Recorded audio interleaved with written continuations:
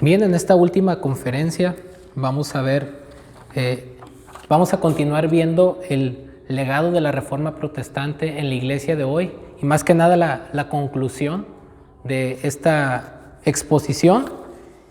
Y quiero concluir esta conferencia, hermanos, con la experiencia de la torre, le llaman los historiadores, cuando Martín Lutero encontró la salvación entendiendo el Evangelio en el texto de Romanos 1:17.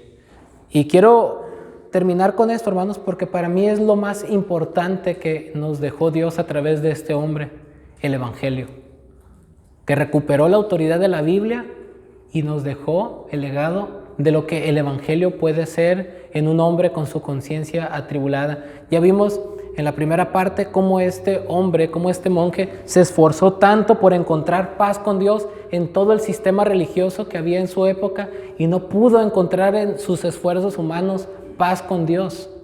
De hecho, él mismo más adelante confesó que él odiaba a Dios. No podía encontrar esa paz que él tanto anhelaba, la salvación de su alma en todas sus obras humanas y en todos sus esfuerzos, hasta que por la obra del Espíritu Santo un rayo de luz divina cayó sobre su corazón y entendió que el justo por la fe vivirá. Pero ahorita vamos a ver esto más a detalle. Y como mencionábamos hace rato, después de todas estas experiencias, no sabemos exactamente en el momento, la fecha exacta en la cual él comprendió esta verdad, pero sí podemos saber cómo, porque él mismo relata cómo él entendió el Evangelio. Él mismo relata, fíjese, él mismo confesó su frustración antes de comprender esta verdad de la justificación por la fe. Él mismo escribió: yo no amaba a Dios, odiaba al Dios justo que castiga a pecadores y en secreto, de forma blasfema, murmuraba continuamente contra él. Estaba enojado con Dios y dije: como si no fuera suficiente que pecadores miserables, eternamente perdidos por su pecado original, sean aplastados por todo tipo de calamidades debido a la ley de los 10 mandamientos, sin que Dios esté añadiendo dolor tras dolor por el Evangelio, y a través de ese mismo Evangelio amenazándolos con su justicia e ira.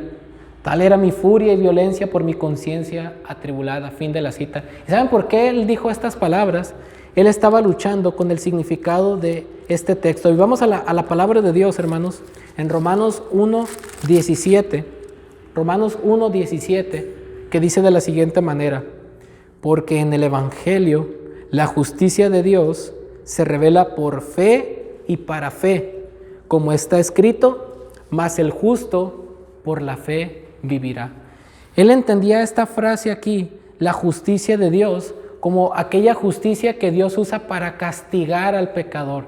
Y fíjese lo importante de esto. Lutero odiaba esta frase porque el Evangelio, la palabra Evangelio significan buenas noticias. ¿Y qué de buenas noticias tiene? Que Dios esté dispuesto a justiciar a los pecadores. Él odiaba esta frase, miraba a Dios como un padre implacable que hiciera lo que hiciera, nunca lo podía tener complacido y entonces se esforzaba simplemente para no ir al infierno, pero él no amaba a Dios. No pudo encontrar esa paz con Dios en todo lo que él hacía, en su sistema religioso de salvación por obras, ni en el misticismo, que los místicos le enseñaron que tenía que amar a Dios, pero ¿cómo podía amar a un Dios que lo condenaba continuamente? Él no podía, se dio cuenta de que no podía amar a Dios, no estaba en su corazón, en su naturaleza. Y por más que él quería, no podía. Estaba prácticamente derrotado, en bancarrota, hasta que un día, después de mucho tiempo, obviamente, él ya estaba enseñando sobre los salmos y ya había meditado en varias partes de las escrituras, meditando sobre el significado del texto, hasta que Dios tuvo misericordia de él. En la experiencia de la torre, él escribe, fíjense sus mismas palabras: al fin, por la misericordia de Dios, meditando día y noche, presté atención al contexto de las palabras. En el Evangelio se revela la justicia que proviene de Dios, la cual es por fe, de principio a fin, tal como está escrito: el justo vivirá por la fe. Allí comencé a comprender que la justicia de Dios es aquello por lo cual el justo vive gracias al don de Dios, es decir, la fe. Y este es el significado: la justicia de Dios es revelada por el Evangelio, es decir, la justicia pasiva con la cual el Dios misericordioso nos justifica por fe, como está escrito: el justo por la fe vivirá. Entonces sentí que había nacido de nuevo por completo y que había entrado al paraíso a través de puertas que estaban abiertas. Fin de la cita. Cuando él comprendió el significado de este texto, su vida cambió radicalmente. Y ahora vamos a ver el significado de este texto brevemente. ¿Qué fue lo que Lutero entendió que transformó su vida? ¿Y qué fue lo que Lutero proclamó con una audacia increíble frente a los poderes eclesiásticos más temibles de su época? ¿Qué fue lo que lo hizo ser tan audaz?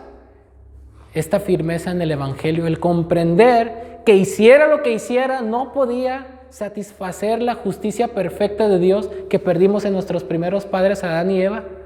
Nadie, ningún ser humano puede vivir al estándar perfecto que Dios demanda para estar en su presencia.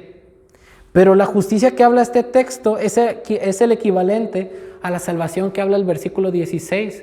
Es decir, la justicia que Dios otorga a aquellos que ponen su fe en Jesucristo para tomarles en cuenta la justicia de su Hijo y no condenarlos y darles la paz con Él. Eso es a lo que se refiere el texto. No la justicia vengativa de Dios por el pecado, sino aquella justicia que Dios otorga por la fe en Jesucristo para salvarnos, para mostrarnos su gracia. En otras palabras, el legado más grande de la Reforma fue que recuperó el Evangelio de la gracia, la doctrina de la justificación por la fe, sola fide. Y esto se basó gracias a la convicción de los reformadores de la sola Escritura, que la Biblia era la autoridad. Y en la palabra de Dios se encuentra la verdad, y fue el Espíritu Santo quien lo guió a la Escritura y le dio entendimiento del Evangelio a través de este texto. Que el justo por la fe vivirá, es decir, todo aquel que pone su confianza en la justicia perfecta de Cristo recibe el perdón de pecados y es salvado por gracia, no por lo que nosotros podemos hacer, porque esa justicia que perdimos en Adán es recuperada en Cristo y es recibida por medio de la fe como un don de Dios. Esta fue la verdad que Lutero entendió y que transformó su vida y que proclamó con vehemencia, y que muchas almas fueron salvadas por esta predicación poderosa del Evangelio. Fue un gran evangelista que proclamó la doctrina de la justificación de la fe, en la cual la Iglesia Cayo se sostiene. Hermanos, si un día nosotros abandonamos esta doctrina, dejamos de ser iglesia. Si un día abandonamos la autoridad de las Escrituras, nos vamos a convertir simplemente en una iglesia llena de ritos y de tradiciones y de poderes eclesiásticos y de dirigentes, pero sin nada de Espíritu Santo. La iglesia se sostiene sobre la base firme de la autoridad de las Escrituras, no lo que dicen los pastores o los predicadores más preeminentes que hay en nuestra época, sino lo que los predicadores decimos que está conforme a la Biblia y que exalta el Evangelio de la gracia de nuestro Dios en Cristo. El contenido del Evangelio es su Hijo, Cristo nuestro Señor, que murió en una cruz para satisfacer la justicia perfecta de Cristo. Para satisfacer la justicia perfecta de Dios, que demandaba por el pecado. Dios es santo, Dios es justo. Y la pregunta que atormentaba a Lutero: ¿cómo Dios puede otorgarle salvación y perdón a un pecador siendo él justo y no justificando al impío? Dios no puede justificar al impío, es verdad. Y puesto que Él es justo, tiene que castigar el pecado. ¿En qué posición nos pone a nosotros como seres caídos?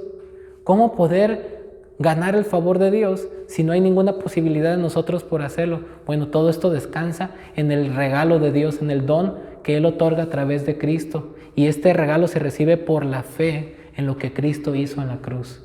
Es esa justicia la cual Dios otorga por medio de la fe en su Hijo, por lo que Él hizo en la cruz.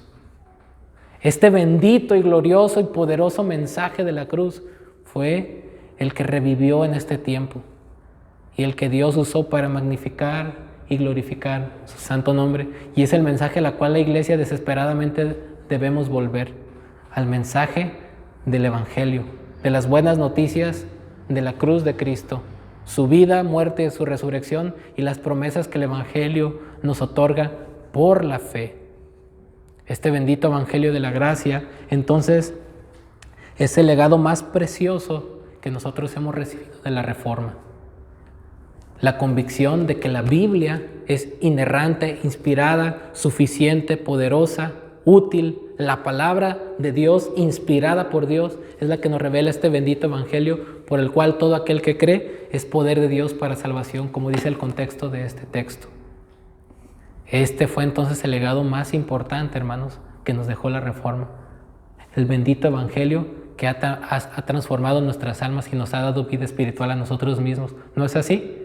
Cuando nos arrepentimos de nuestros pecados y dejamos de creer que en nuestras propias obras íbamos a encontrar salvación y pusimos nuestra fe en el único mediador entre Dios y los hombres, nuestro Señor Jesucristo. Y encontramos la paz solamente por lo que Él hizo por nosotros en la cruz. Solamente por Él somos justificados por la fe. Este es el legado más precioso y bendito de la Reforma, el Evangelio de la Gracia, la doctrina de la justificación por la fe. Y esto está por todas las Escrituras. ¿No dice Efesios 2, 8 y 9? Porque por gracia sois salvos por medio de la fe, y esto no de vosotros, pues es don de Dios, no por obras para que nadie se gloríe. Lutero entendió que no había nada que él pudiera hacer para estar bien con Dios. Su condición era triste y deplorable, estaba condenado. Pero por medio del Evangelio él pudo recibir por gracia lo que jamás hubiera podido lograr en todos los esfuerzos que él hizo por hallar en el sistema sacramental de Roma. Solo por la fe en Cristo encontró esa bendita paz. Y este es un legado importante para la iglesia de hoy, hermanos. ¿Qué evangelio proclamamos? La iglesia de ahora se ha desviado mucho tras un evangelio que le promete a la gente. Fíjese, ahora en lugar de imitar la predicación bíblica de Lutero, muchos pastores imitan la predicación antibíblica de Johann Tetzel. En lugar de vender indulgencias, venden la salvación de otra manera. Le prometen a la gente que Dios los va a prosperar, que Dios los va a hacer ricos, que Dios los va a sanar, pero tienen que comprometerse con Dios y dar sus diezmos, esos sí, puntuales, y dar, y entonces Dios los va a bendecir para que recibas tu milagro. O otras iglesias que no necesariamente van por ese rumbo económico, pero distorsionan el evangelio enseñando pura moralidad, puras reglas de moralidad, sin preocuparse por el corazón cautivo por el pecado que tiene el hombre y ofreciéndole el evangelio de la gracia para que pueda ser libre de su corrupción y entonces pueda obedecer por amor a Dios. La iglesia, lamentablemente, hermanos, se ha apartado del evangelio de la gracia, de la autoridad de las Escrituras, y ahora en lugar de Biblia en los púlpitos se enseña más psicología que Biblia. Humanismo, un evangelio centrado y enfocado en el hombre y no en la gloria de Dios. Necesitamos una nueva reforma, hermanos. De hecho, uno de los lemas de los reformadores es que la iglesia siempre debía de estar reformándose. Y cuando nos referimos a reforma, no es inventar nuevas doctrinas, sino es volver a lo que nos habíamos desviado, volver a la Escritura.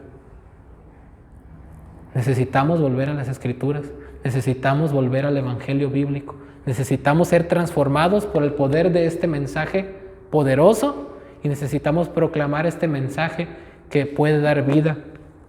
Por lo cual, por eso Pablo dice en el versículo 16 de este mismo capítulo, porque no me avergüenzo del evangelio, porque es poder de Dios para salvación a todo aquel que cree, al judío primeramente y también al griego. El evangelio es el único mensaje que puede transformar y revivir un alma muerta en delitos y pecados y puede hacer que un pecador alcance la paz con Dios por medio de la justicia perfecta que nuestro Señor Jesucristo logró con su sacrificio en la cruz. Es el legado más precioso, hermanos, y no es otra cosa más que la misma palabra de Dios, el mismo evangelio que Dios nos dejó en su palabra. Necesitamos volver a las Escrituras y a este mensaje. Necesitamos más luteros, hermanos. Necesitamos más hombres y mujeres valientes que vivan esta verdad y proclamemos que solamente Cristo, aquel crucificado y resucitado, es el único sustituto por nuestros pecados y que solamente por medio de Él podemos tener paz con Dios. Y el resultado de esa verdadera fe va a ser una vida de obediencia, de buenas obras para Dios. No somos salvos por obras, pero somos salvos para buenas obras, las cuales Dios preparó de antemano para que anduviésemos en ella, como dice Efesios 2:10.